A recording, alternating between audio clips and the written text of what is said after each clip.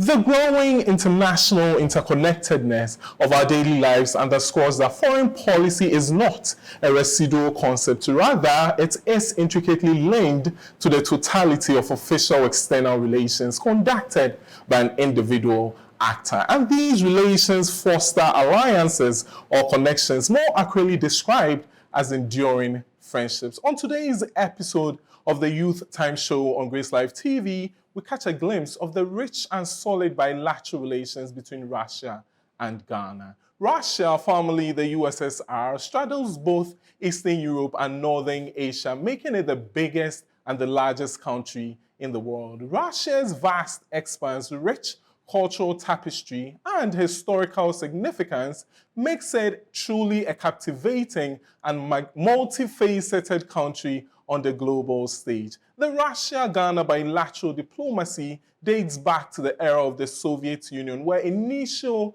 engagements between the two countries, Russia and Ghana, paved way for collaborations for posterity. Currently, the two countries have embarked on collaborations towards maximizing growth and development, trade, and cultural exchanges. As we embark on this dialogue, it is important to note that the Russia-Ghana bilateral diplomacy stands as a testament to the enduring nature of international friendships and the potential for shared progress. Joining us to provide more insight on the Russia-Ghana bilateral diplomacy is His Excellency Mr. Sergei Berdnikov, the Ambassador of the Federation of Russia to the Republic of Ghana. You are watching the Youth Time Show on Grace Live TV with me, your host, Vanessa Zik-Ade-Ado. You can call me the diplomatic voice of the youth. Grace Live TV, diplomatic information, and more. Don't go anywhere. The show commences very shortly. Thank you.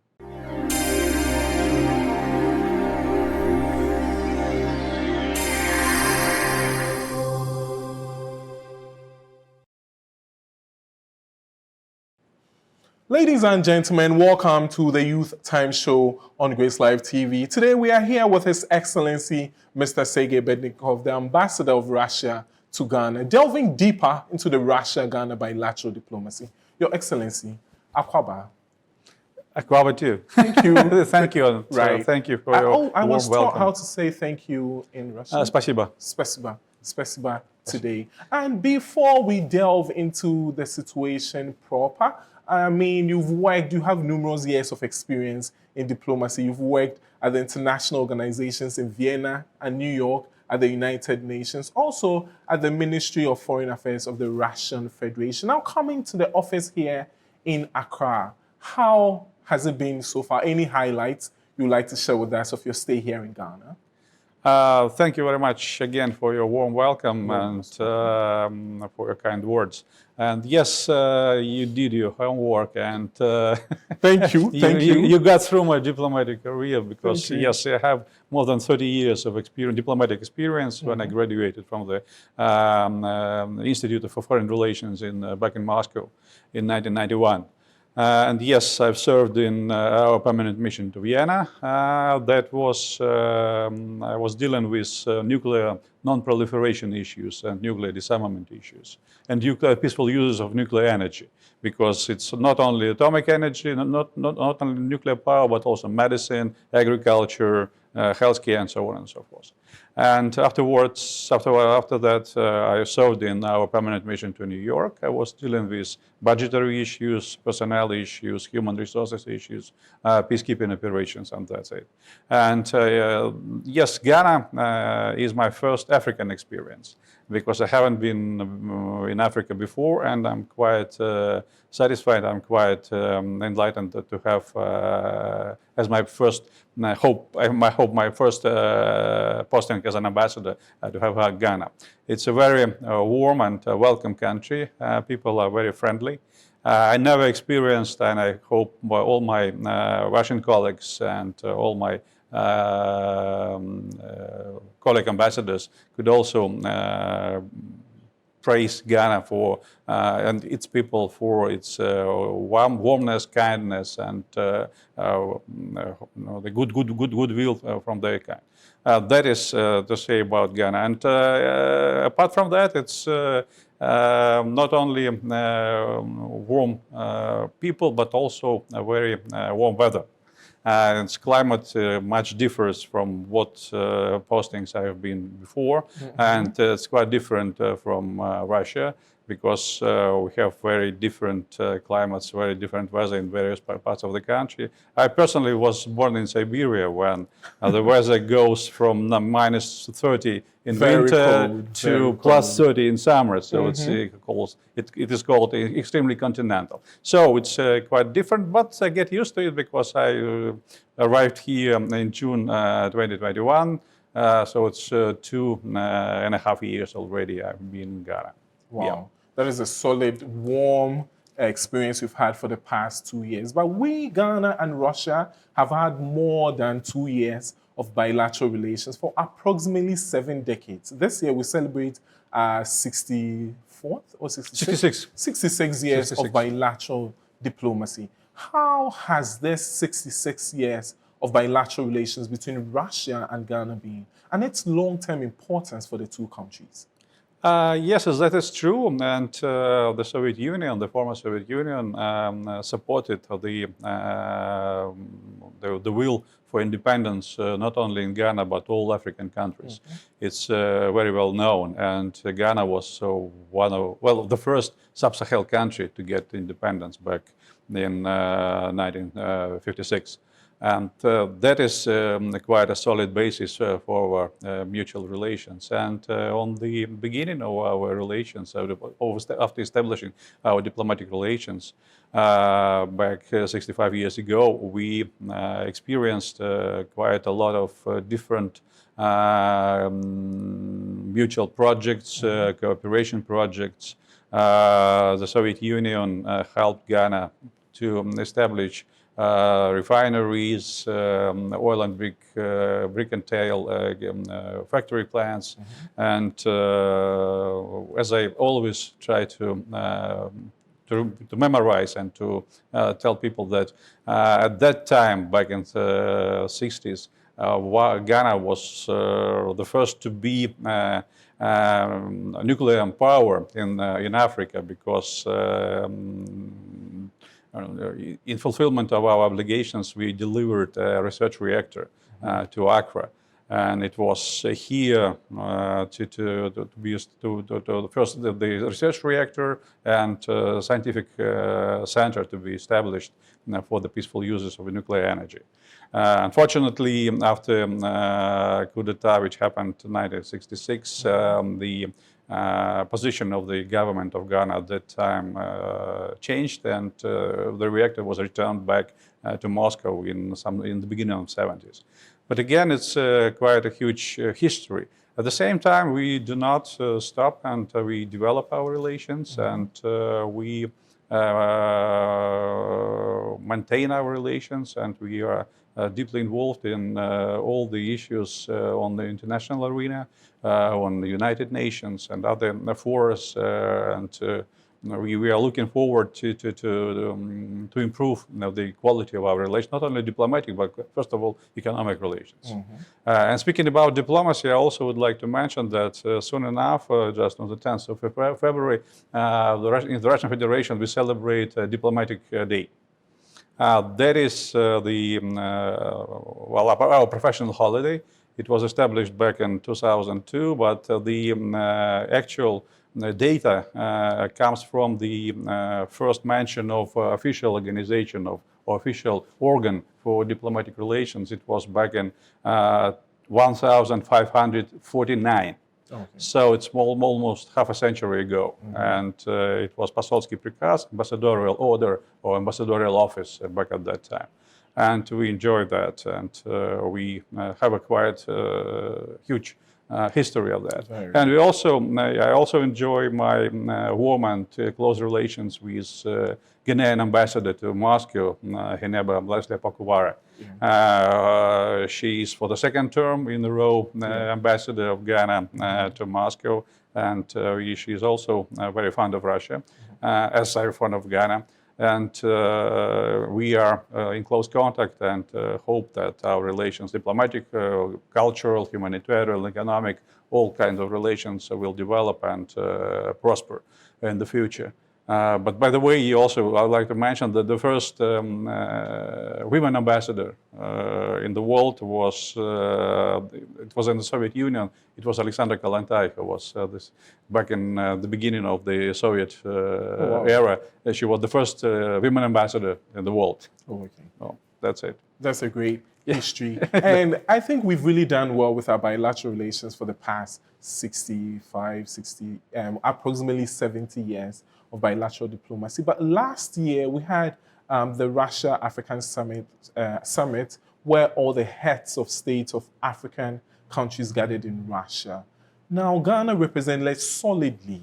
And how is this Russia-African summit moving forward also going to help strengthen the bilateral relations between Russia and Ghana? Well, yes, you quite rightfully mentioned the evolving relations between Russia and African countries. The first summit took place back in 2019 in Sochi. It was the first ever in Russian history, in the Soviet Union history, in our history, the Russian-African summit. At that time, it was well, everybody understood that the huge potential we both have is underdeveloped. And we should work on that, and we should try to find ways to improve our relations, to boost our economic ties, to help each other in developing and achieving the goals of development, and to help people to prosper and to be more reliant on themselves. Unfortunately, well, afterwards it was envisaged that we will have summits every 2 years. But unfortunately, first COVID came. It was in the beginning of 90s and the whole 2020 and beginning of 2021. Then special military operations also took place and give some other thoughts to be pursued. And yes, last year we finally organized the second Russian-African summit in St. Petersburg. As you rightfully mentioned, quite a number of head of states attended the summit. From the Ghanaian side, it was a delegation headed by the Minister of National Security, Honorable Albert Kendapa, and also the Deputy Minister of Foreign Relations, Mr. Sapong. And well, on the sideline, it's not only the gathering to talk about what's going on in the world, what's going on in the relations between Russia, but also to explore other dimensions. First of all, the economic, because it was, as the first summit was envisaged to get together and think about the future. The second summit was envisaged to explore the practical possibilities of improving economic ties, improving economic relations, finding the ways to foster them. And it's also coincide that at the beginning or in the year of the summit, we also did have quite a number of difficult issues to resolve. That is, first of all, the legitimate sanctions or different unilateral things that the Western countries imposed on Russia. It also quite naturally have an impact on African countries. Sure. And there was the chance to consider how to try to develop our relations despite these problems that exist. And again, the also cultural and humanitarian dimension, we also explore it, and we are looking forward. By the way, it was decided that it will be now it will be Russian-Africa summit are to be held every 3 years. Next summit is supposed to be somewhere in Africa, because the second also was to be supposed to be in Africa, but we did not agree on which country it should be held. And in between summits, we also decided to have interactions between the ministers of foreign affairs. Okay. And we also looking forward to have such a first interaction in September, October this year. Okay. Maybe in Addis Ababa as host of African Union. Great. Secretariat. That's very great. You made mention of the fact that economic relations was discussed during the Russia-African summit. But in the first part of last year, 2023, economic relations between Ghana and Russia amounted to a whopping $162.5 million, indicating a 40% steady increase in our bilateral relations. Now, moving forward, how do you think we can improve our bilateral relations for mutual advantage between Russia and Ghana? Well, the data you just mentioned is quite outdated already, because last December we did have the first session of Permanent Joint Cooperation Commission between Ghana and Russia.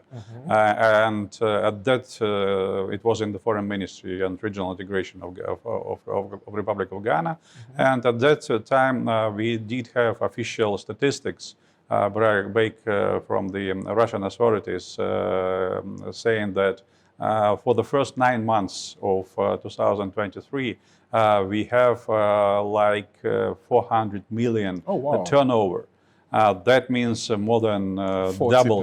Yes, not for times, but it was the total turnover, not only just the export from Russia to Ghana. But again, it may differ from the Ghanaian sources, because in our case, we count the actual goods to be delivered to Ghana, and they are being brought here by some international traders. So you would not have the special label "Made in Russia" on that, but it's the Russian source. First of all, it's oil products, oil different diesel, benzene, other oil products, oils, different oils, all foodstuffs.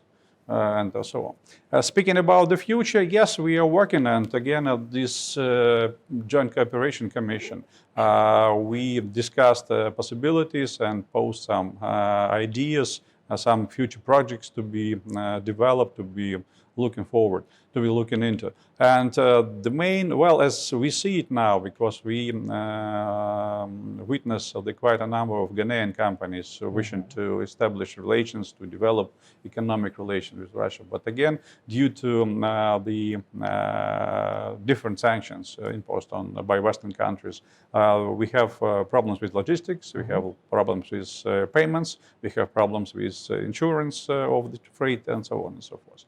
And one of the main ideas, one of the main thrusts and main of the is to establish banking relations, not to have correspondent banks somewhere in the US and Europe. And as soon as we manage to find ways to resolve payments for any goods, both coming from Ghana to Russia and from Russia to Ghana, we will be able to develop our ties tremendously. But again, as I said previously, even though we have more than 2 times improved our bilateral trade relations over the past year. Yeah, that is great. Now, one thing that Russia really prides in is agriculture, and Ghana also has a rich agricultural history. The sector employs more than half of Ghana's population and Ghana's youth. And we know Russia is a country that prides itself supplying most African countries and some Middle Eastern parts of Asia, fertilizers, fodder crops, and all that. Now, the all-out sanctions imposed on Russia by the West resulted in causing food crisis in Africa and the Middle East. Your Excellency, what is Kremlin's take on this, and how are you working to mitigate this issue? We are working on that each and every day. And we are actually eager to help any nation in need to improve the food security. As you rightfully mentioned, yes, Ghana has huge potential. It is, to my understanding, and Ghanaian experts say it's quite a number of times, and they repeat it, that we have a huge potential, but we do not have enough, well, not maybe resources, maybe will, maybe some other things, investments to develop national security, for national food security, because there is a possibility to produce rice, to produce corn, to produce grain, to produce poultry and other things, and you have huge fishing resources also, since the Ghana is on the onshore of the Guinea Gulf of Guinea. And well, we are working on that, and it's not easy to overcome these sanctions and restrictions imposed on our agricultural business. It's first of all, it's no bank, we have a special bank in Russia which deals with agriculture sector, and we asked quite a number of times our partners to ease sanctions and to allow them to make transactions, so how countries in need could obtain or could get our grain, fertilizers, our agricultural products, but nothing has happened since that time. You also could remember the grain deal, which was made on the auspices of United Nations and personally Secretary General of the United Nations. But again, it was one-way road, because we fulfilled our obligations in full, at the same time, well, allowing Ukrainian grain to be delivered to European ports and European markets and other markets as well. But on the other hand, we do not have any ease of restrictions from Western countries, and again, not neither our fertilizers nor our grain or any other agricultural products could be allowed to be delivered on the world market. Last year, it was, I believe, first it was mentioned during the summit, and it was confirmed later in October, November last year. President Putin announced that we will deliver free of charge grain, 200,000 of grain to the most difficult countries in Africa. And it was made, it was again some problems with logistics, but no, and fertilizers as well. But first of all, grain, it was, and all the batches of grain were delivered to Mali, Burkina Faso, Central African Republic, Eritrea, Somalia, and Zimbabwe, the 6 countries. And we fulfilled our obligations and hope that we could maintain this impetus and momentum and to deliver it grain. And again, yes, we could share a lot of experience with Ghana. It's not only delivery of grain, because we also witnessed that there is a need to have some investments in the agricultural sector. Great. And to have some resources. And Russia, as one of the leading agriculture producing countries, could share this experience, we could share knowledge, technology, equipment, and so on. And but again, it's the food security didn't happen just overnight. And because of the first sanctions back in 2014, after the coup d'etat in Ukraine, and the first, so to say, wave of sanctions, we started to, even before that, we developed quite a number of agricultural products to be self-sufficient. But afterwards, after that time, we also put a very special emphasis on our agricultural production, and now we are on almost any product we are self-sufficient, and we produce what we need and could export even more. Apart from some tropical fruits, which comes from Ghana as well, and cocoa and so on, but all the necessary products being produced in Russia itself. Thank you so much. When it gets to the part of the skill sharing, we will get the information out there to the youth. Ladies and gentlemen, we are here with His Excellency Mr. Sergei Berdnikov, the Ambassador of Russia to Ghana, delving deeper into the Russia-Ghana bilateral diplomacy. We will take a quick break. Don't go anywhere. We'll be right back.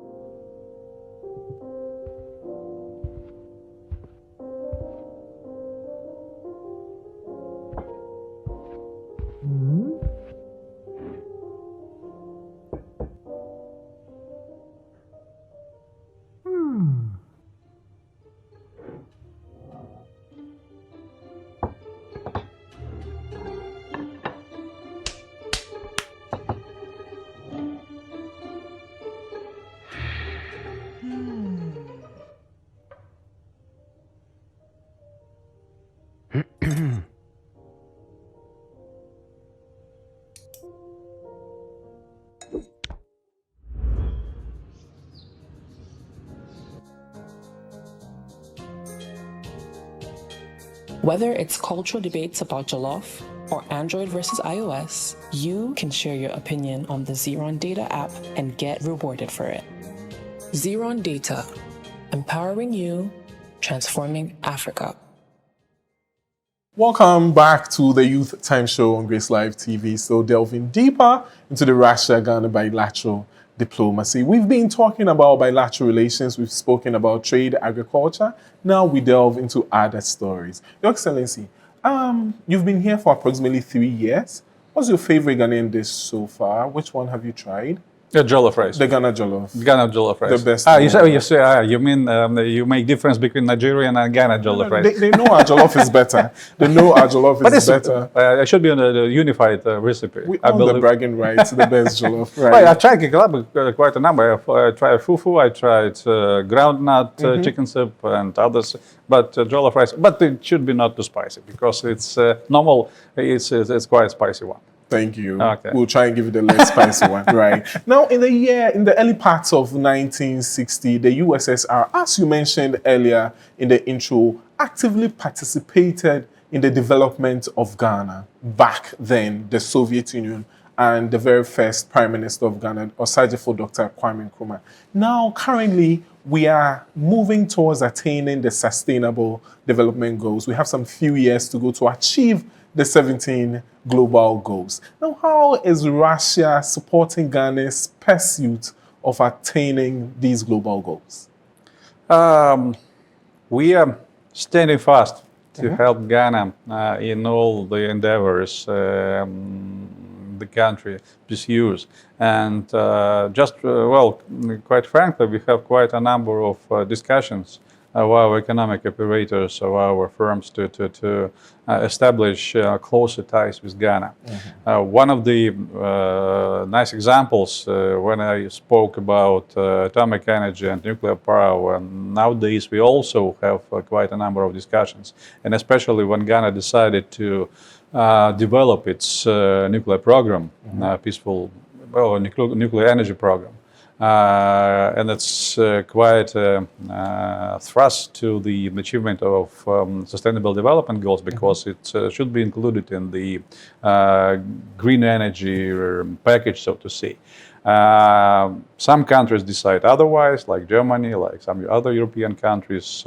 Some countries and Russia as one of the leading exporters of nuclear technologies and building the biggest number of nuclear power stations abroad. We believe that it should be developed. It should have its role in the energy production, and it should be safe. And again, all these come together. And I could enlighten that just recently we developed a technology that will use the spent fuel back into the reactors. So that will be, so to say, closed circle of without any radioactive waste. And on top of that, they also envisage to reprocess or use the existing radioactive waste to produce energy.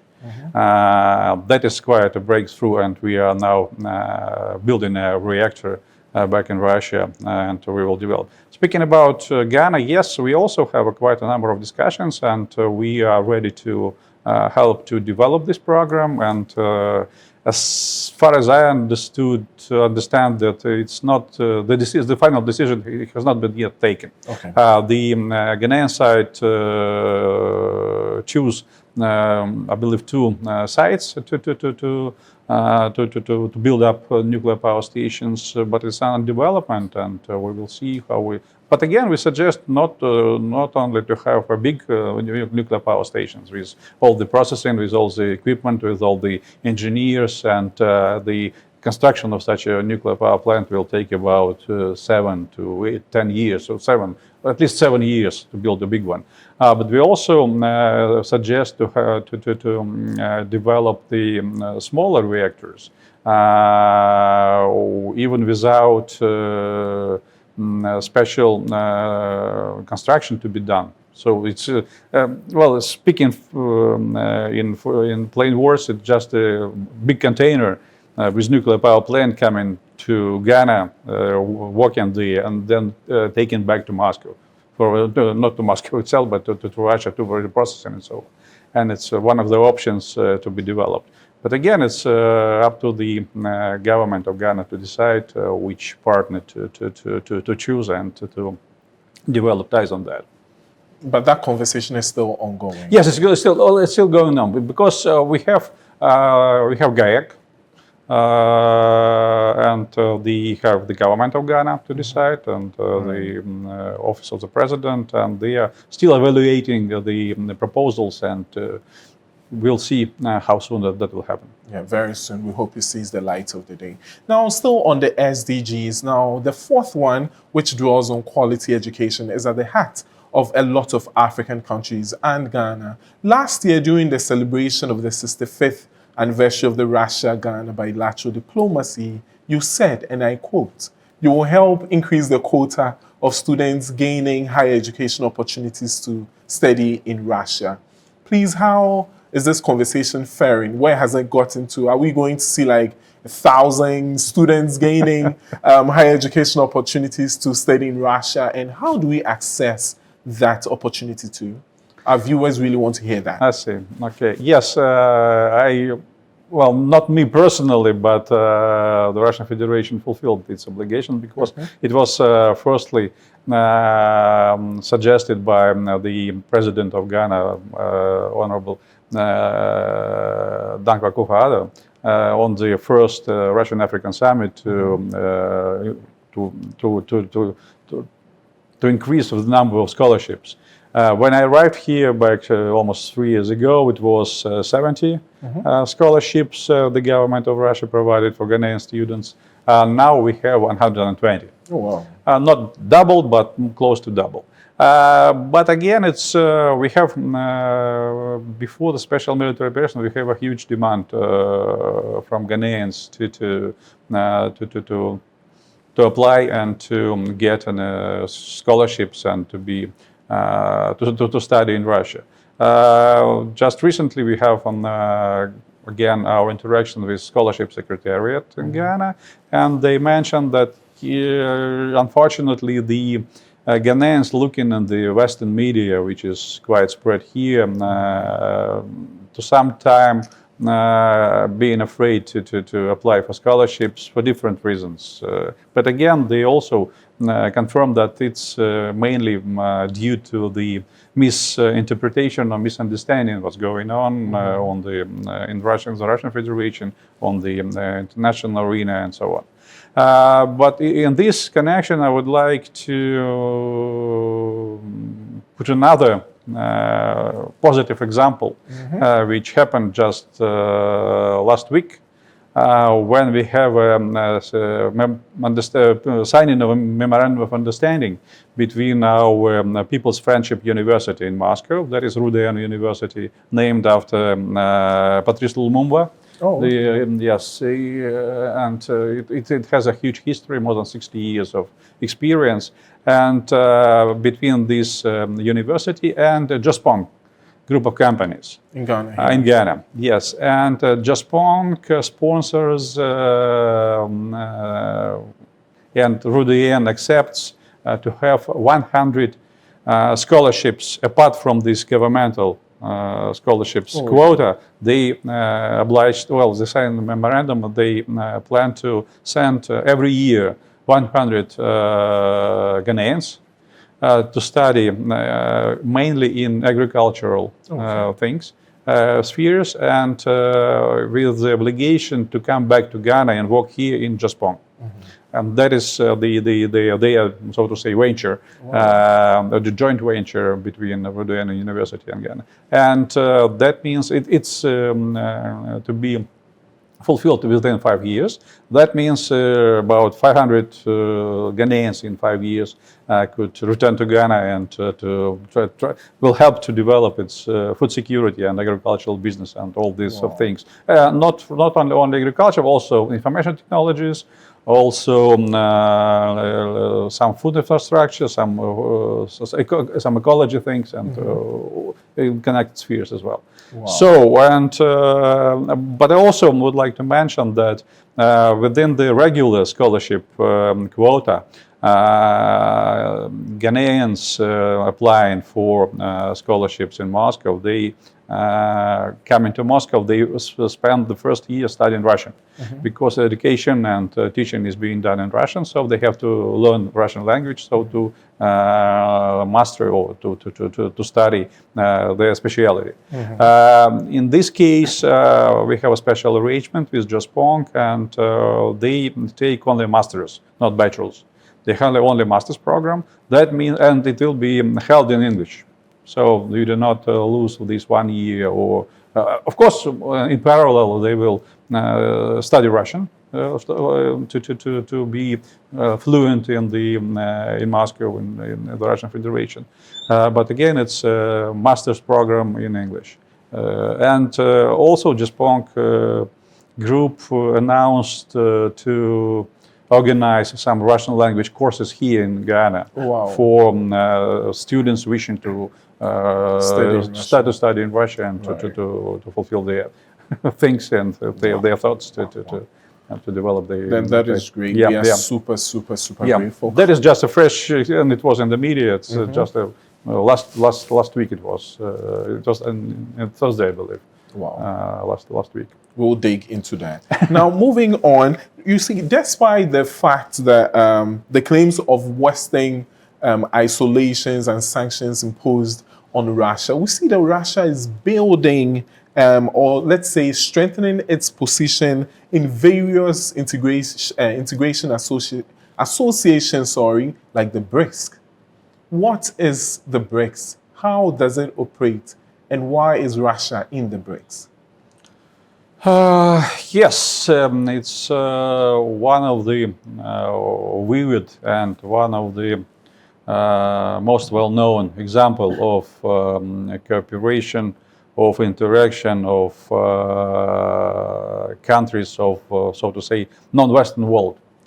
Because BRICS, it was firstly mentioned back in 2006, and it's an acronym from Brazil, Russia, India, China, and South Africa. So the 5 founding members of our founding countries of this organization. It's actually not an organization because we do not have secretariat, we do not have a statute, we do not have anything on paper to formalize. But nevertheless, it's the wish of the leaders of and people of these countries to unite and to discuss possible interactions, not only economic, but also in political, humanitarian, religious, other spheres.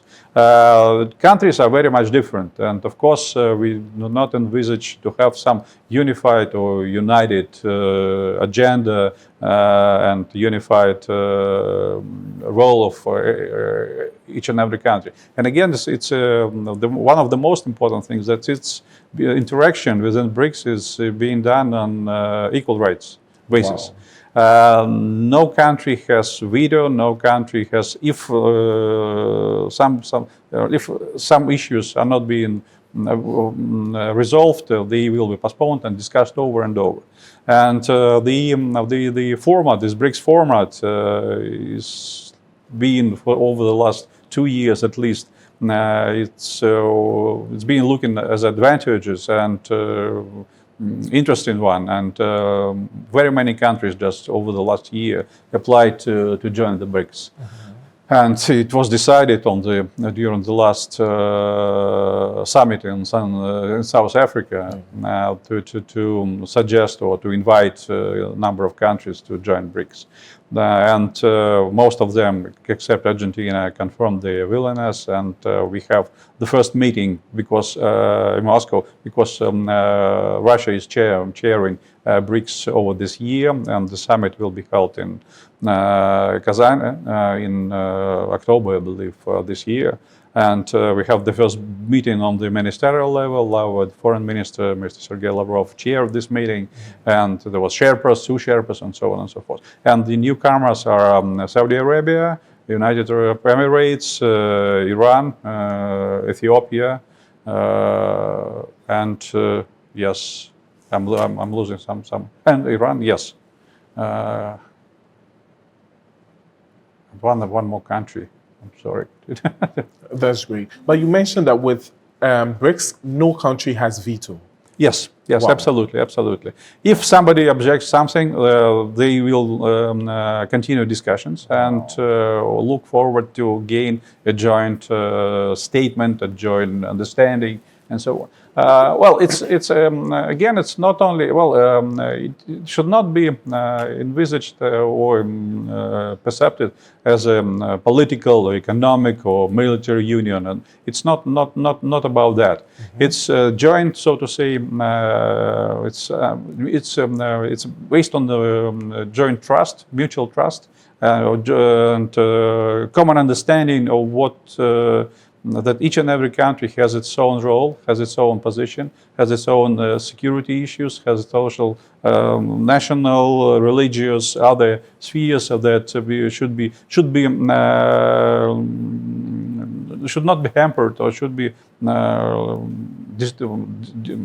designated by other countries. Mm-hmm.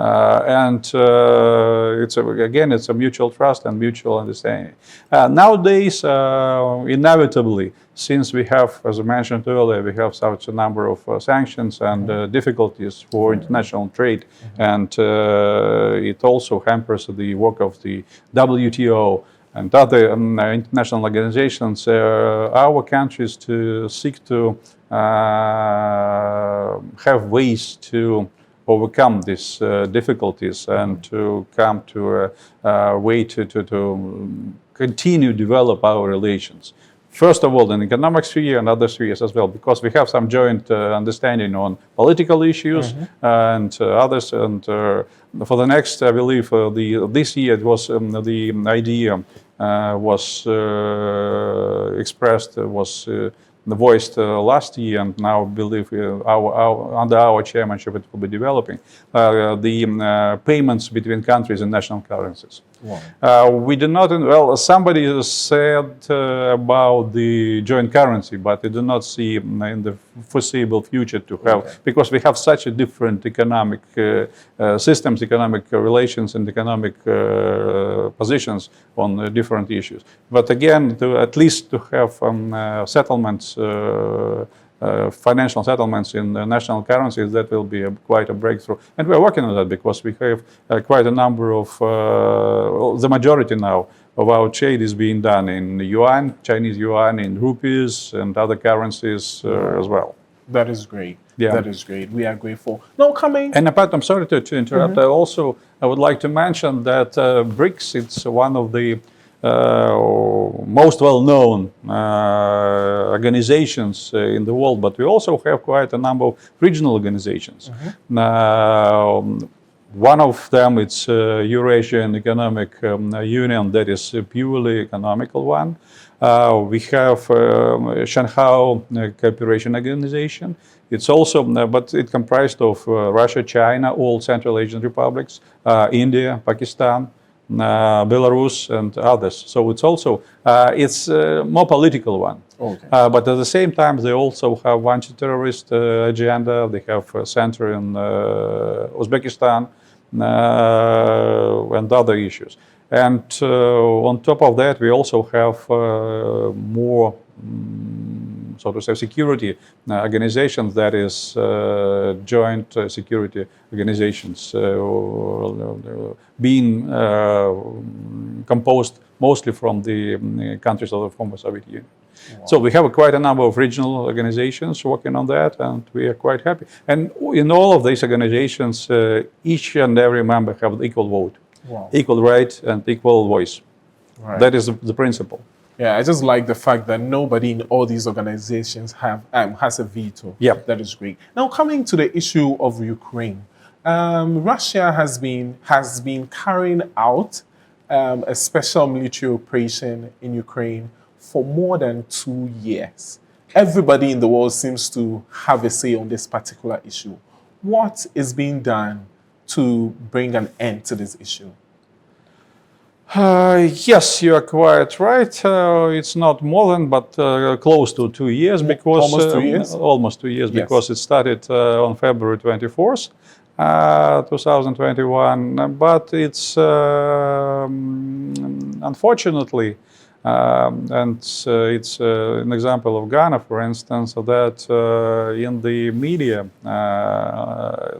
everything is being published on Ukraine. Nowadays, it's quite a little number of any publications on that issue, but first it was quite a huge amount of different articles, opinions, interviews, and so on.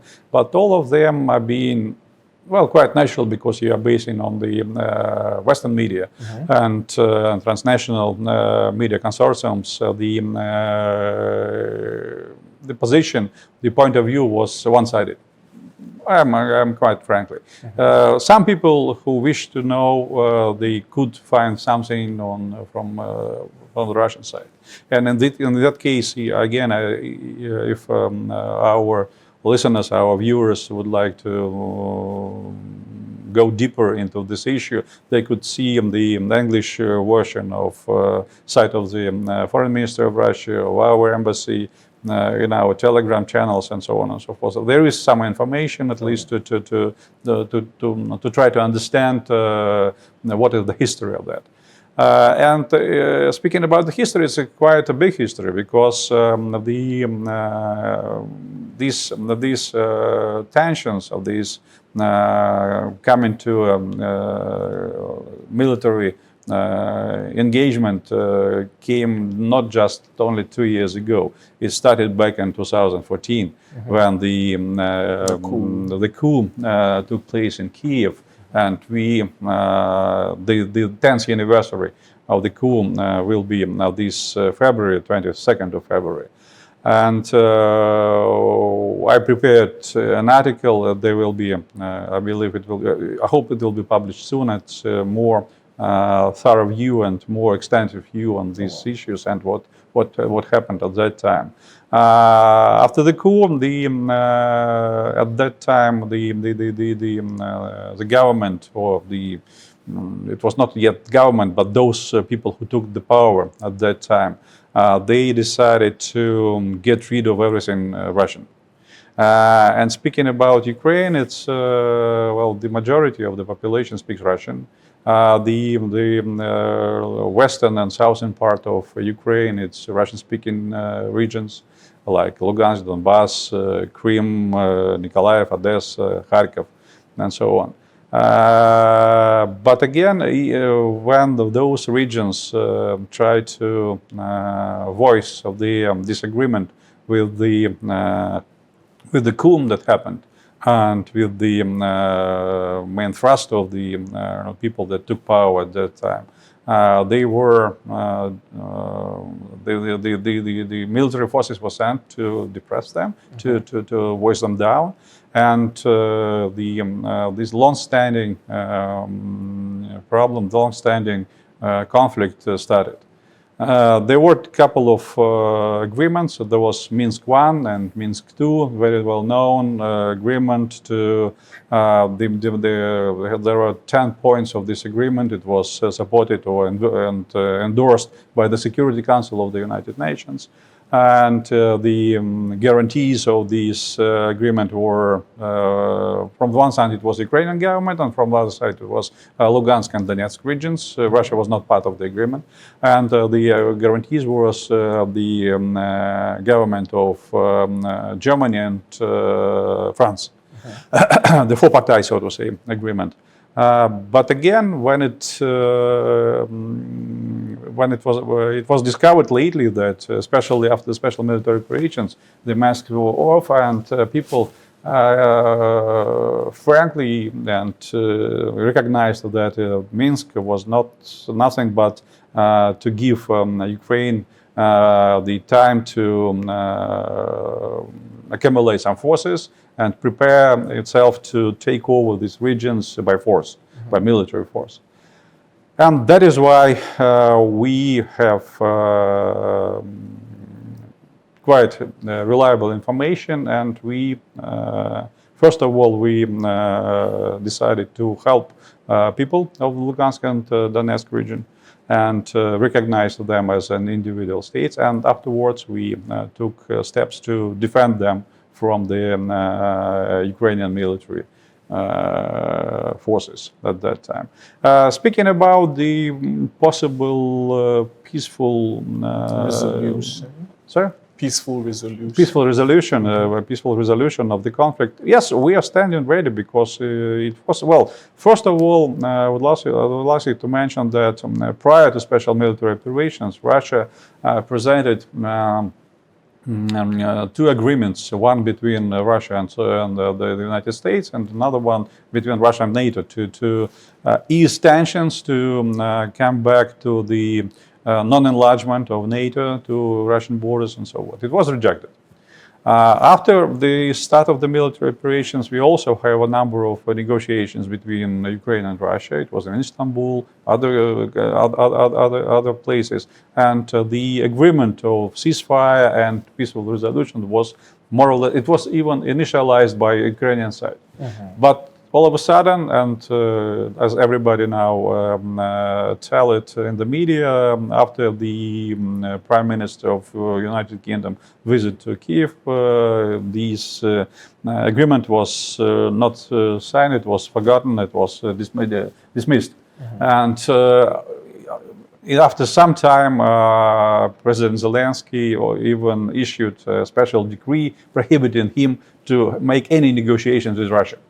So he has prohibited himself to have any negotiation. Nowadays, well, we are open to any discussions, but not on the fantasy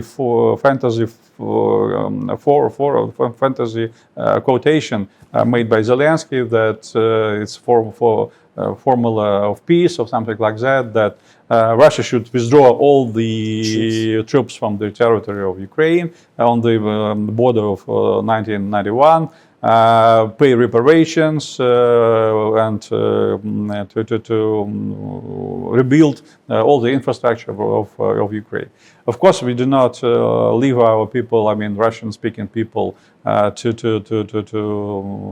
being held as refugees or even tortured by present Ukrainian government, present Ukrainian military forces. And on top of that, we also have since that time fulfilled the wish of people of Donetsk, Lugansk, Zaporozhye and Kherson regions to join Russia, and they are now part of Russia officially and in the constitution and so forth. So it's quite, well, we are ready to discuss any peaceful resolutions on the real basis. Okay. As soon as the Ukrainian side will be ready to discuss it, we are more than ready to. We are more than ready, yes. Thank you so much for coming today to clarify the air on these issues. We are super grateful. But before we sign off, this is where the youth of the world is watching. People don't actually know that you were also the head of section as the Deputy Director of Personnel Department of the Ministry of Foreign Affairs of the Russian Federation. This is a very solid office you've held.